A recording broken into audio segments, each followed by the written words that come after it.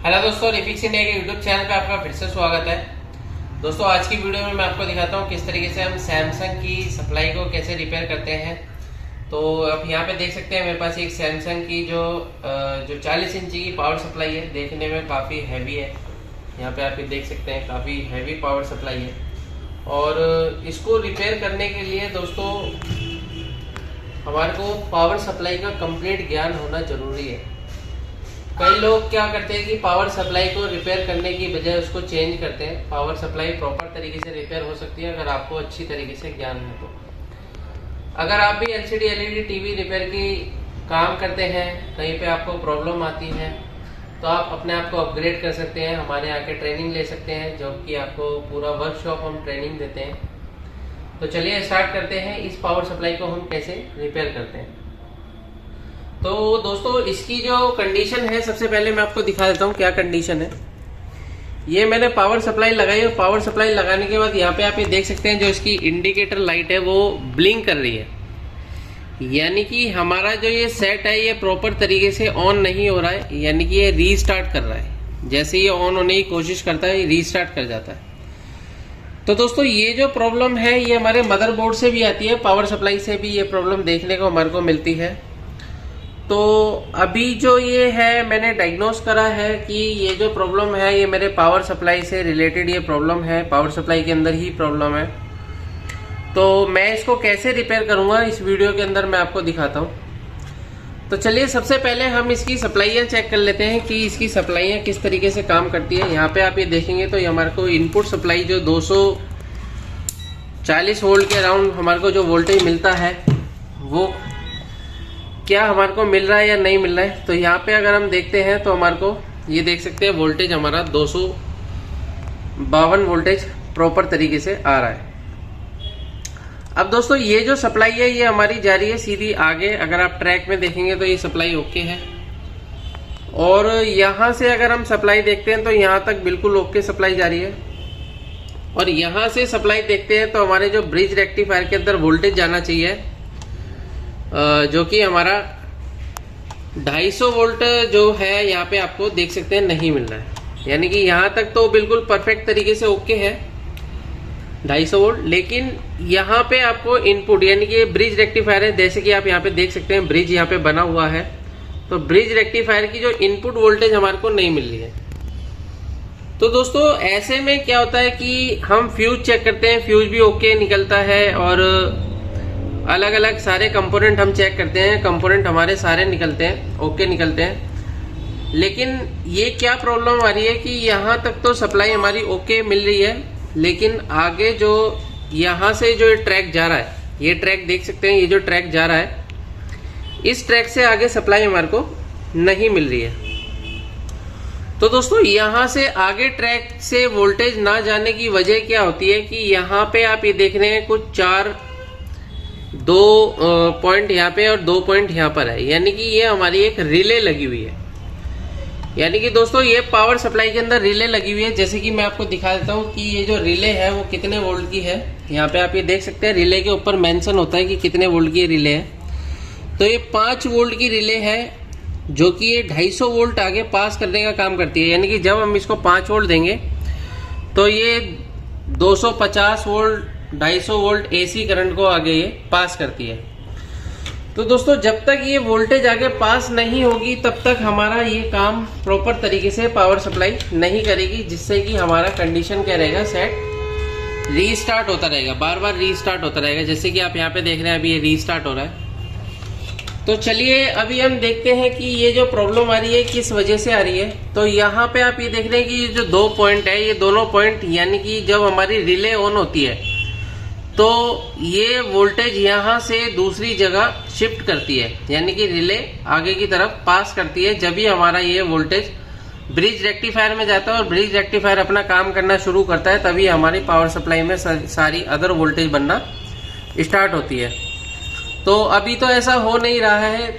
तो ये क्यों नहीं हो रहा है, तो सबसे पहले हम ये चेक करेंगे कि जो हमारी रिले है, रिले के जो 5 वोल्ट की सप्लाई है वो ओके है या नहीं है, ये हम चेक कर लेते हैं सबसे पहले। तो यहाँ पे आप ये देख सकते हैं मल्टीमीटर को पहले मैं 20 वोल्ट की रेंज पे सेट कर लेता हूँ। और जैसे मैंने यहाँ पे वोल्टेज चेक करता हूँ तो हमारे को यहाँ पे जो 5 वोल्ट की सप्लाई है जो मिलनी चाहिए वो मुझे सप्लाई बिल्कुल भी नहीं मिल रही है। जब तक यहाँ पे 5 वोल्ट नहीं आएगा दोस्तों तब तक हमारा ये रिले ऑन नहीं होगा, और रिले ऑन नहीं होगा तो ब्रिज रेक्टिफायर काम करना स्टार्ट नहीं करेगा। और सेट आप देख ही रहे हैं कि ये ब्लिंकिंग में है। तो चलिए सबसे पहले हम इसको चेक करते हैं कि इसके अंदर क्या कंडीशन है। तो यहाँ पे मेरे को ये 5 वोल्ट की सप्लाई नहीं मिल रही है। तो यहाँ पे आप ये देख सकते हैं कि ये डायोड लगा हुआ है जो कि 5 वोल्ट की लाइन में डायोड है जीनर, और यहाँ से सप्लाई सीधे हमारे कपलर पे जा रही है और कपलर से आगे हमारी पास हो रही है। यानी कि जब हमारा सारी कंफर्मेशन ओके हो जाती है पावर सप्लाई की तो ही हमारा यहाँ पे नेगेटिव आता है, और जो इसका पॉजिटिव है, पॉजिटिव इसको डायरेक्ट मिल रहा है 5 वोल्ट, और जब इसको 5 वोल्ट मिल जाता है और नेगेटिव हमारा कपलर के थ्रू आता है तभी हमारा ये आपका 250 वोल्ट आगे पास होता है। तो अभी अगर मैं चेक करता हूँ कि इसके अंदर क्या कंडीशन है, तो यहाँ पे आप ये देख सकते हैं कि ये जो वोल्टेज है यानी कि जो 5 वोल्ट की सप्लाई है वो दोनों आपस में कंटिन्यूटी दे रही है, यानी कि बीप दे रही है। तो दोस्तों ये बीप देने का जो कारण है ये हो सकता है कि हमारा ये जो यहाँ पे आप ये देख रहे हैं डायोड लगा हुआ है, और ये डायोड के शॉर्ट होने से भी हो सकता है, और हो सकता है आगे ट्रैक में और कुछ भी शॉर्ट हो। लेकिन ये डायोड से जैसे कि हम देख पा रहे हैं कि ये जो ट्रैक है बिल्कुल डायरेक्ट सीधा इस कपलर पे जा रहा है, तो और कुछ शॉर्ट होने का तो कुछ चांस नहीं बनता। लेकिन यहाँ पे अगर आप देख सकते हैं यहाँ पे जो है ये भी हमारा कंटिन्यूटी बीप साउंड दे रहा है। तो चलिए सबसे पहले हम क्या काम करते हैं, इसको रिमूव करके देखते हैं कि रिमूव करने पे क्या कंडीशन हमारे को मिलती है। अभी मैं इस जीनर को चेंज रिप्लेस करूंगा। पहले रिमूव करके देखूंगा कि ये शॉर्टिंग कंडीशन है या किस कंडीशन में है, ये भी मैं आपको दिखा देता हूं। क्योंकि दोस्तों जब तक रिले को 5 वोल्ट नहीं मिलेगा प्रॉपर तरीके से तब तक ये रिले हमारी ऑन नहीं होगी। इसके ऊपर मैं थोड़ा सा पेस्ट लगा लेता हूं ताकि ये फिनिशिंग से निकल जाए।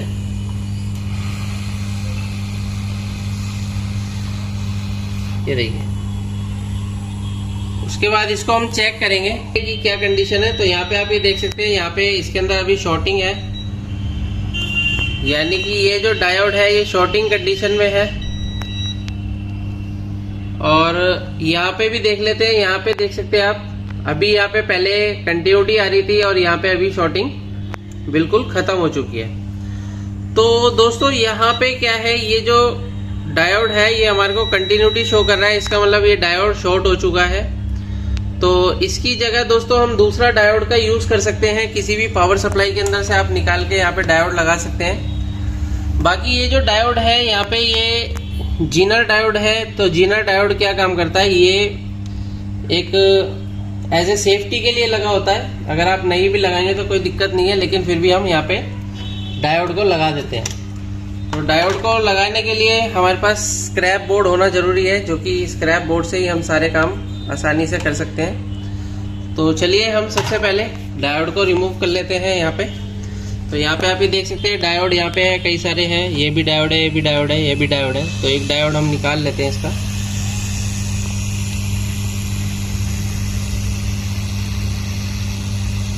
तो ये डायोड हमने निकाल लिया है, इस डायोड को हम लगाएंगे।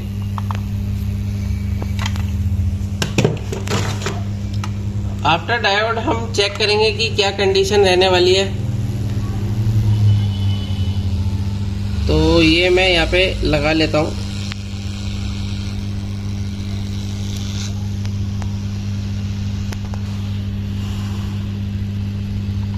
तो ये डायोड दोस्तों मैंने लगा दिया है बिल्कुल फिक्स तरीके से। और अभी हम एक बार और कंटिन्यूटी चेक कर लेते हैं, कहीं शॉर्टिंग और दूसरी जगह तो नहीं है। यहाँ पे आप ये देख सकते हैं ये बिल्कुल परफेक्ट है, तो ये ओके है, और यहाँ पे भी अभी कोई शॉर्टिंग नहीं है। तो चलिए अब हम पावर लगा के चेक करते हैं कि पावर लगाने पर क्या कंडीशन रहती है। तो दोस्तों इसको मैं पावर डायरेक्ट लगा के चेक कर रहा हूँ। तो यहाँ पे आप ये देख सकते हैं अभी पहले ये जल्दी जल्दी ब्लिंक कर रहा था और अभी हमारा थोड़ा स्लो ब्लिंक कर रहा है। और हो सकता है हमारा ये सेट ऑन हो चुका है। यहाँ पे आप ये देख सकते हैं, मैं पावर बटन प्रेस करता हूँ, ये देखिए ये पावर बटन प्रेस करने पर हमारे को वोल्टेज ये जो लाइट है ये ग्लो कर रही है। और अगर हम इसकी VCC वोल्टेज चेक करते हैं तो पैनल की VCC वोल्टेज हमारे को मिलती है या नहीं मिलती, उससे हमारे को कंफर्मेशन हो जाती है कि हमारा जो सेट है वो प्रॉपर तरीके से ऑन हो चुका है। तो यहाँ पे मैं VCC वोल्टेज अगर चेक करता हूँ तो यहाँ पे आप ये देख सकते हैं 12 वोल्ट की सप्लाई बिल्कुल ओके है, यानी कि हमारा ये सेट ऑन हो चुका है। और दोस्तों जो पहले हमारे को दिक्कत देखने को मिल रही थी, यानी कि आप देख सकते हैं यहाँ पे पहले हमारे को दिक्कत क्या मिल रही थी कि ब्रिज रेक्टिफायर की इनपुट वोल्टेज हमारे को 250 वोल्ट नहीं मिल रही थी। तो यहाँ पे आप ये देख सकते हैं 250 वोल्ट ओके, और यहाँ पे जाने के बाद ये वोल्टेज हमें यहाँ नहीं मिल रहा था। तो यहाँ पे आप ये देख सकते हैं बिल्कुल परफेक्ट वोल्टेज है, यानी कि ब्रिज रेक्टिफायर की इनपुट पे वोल्टेज बिल्कुल ओके बन चुका है। यहाँ पे आप ये देखेंगे, ये देखिए बिल्कुल ओके है। उसके बाद अगर हम रिले की वोल्टेज चेक करते हैं तो रिले पे हमारे को 5 वोल्ट की सप्लाई मिलनी चाहिए दोस्तों, जैसे कि आप यहाँ पे देख सकते हैं, ये देखिए ये 5 वोल्ट की सप्लाई बिल्कुल ओके है, यानी कि ये 5 वोल्ट मिसिंग होने की वजह से जो है रिले काम नहीं कर रही थी, जिससे कि हमारा यहाँ पे 250 वोल्ट आगे पास नहीं हो रहा था और ब्रिज रेक्टिफायर काम नहीं कर रहा था। तो अभी ये हमारी पावर सप्लाई बिल्कुल परफेक्ट तरीके से ओके हो चुकी है। अगर आप भी LCD LED टीवी रिपेयर की ट्रेनिंग लेना चाहते हैं तो नीचे दिए गए कॉन्टैक्ट नंबर पर कॉन्टैक्ट कर सकते हैं। आपको वीडियो पसंद आए तो वीडियो को लाइक करें, शेयर करें, कमेंट करें। Thank you friends.